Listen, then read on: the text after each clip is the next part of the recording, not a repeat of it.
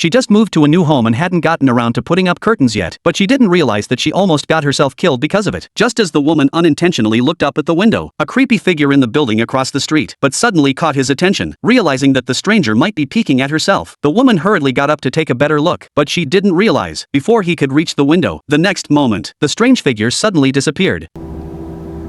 Although she kept convincing herself that she must have been overthinking it, but the strong feeling of uneasiness still made it hard for her to sleep, so she got up and got out of bed and went to the window, trying to dispel her worries, but she didn't realize that when she looked up at the opposite window, that strange man was standing there once again, and his eyes were staring in her direction. So the next day, the woman went out to order the curtains, but on her way home she found that mysterious house. Even in the daytime, they didn't open the curtains, as if they were hiding something, and every night, that strange figure would appear there.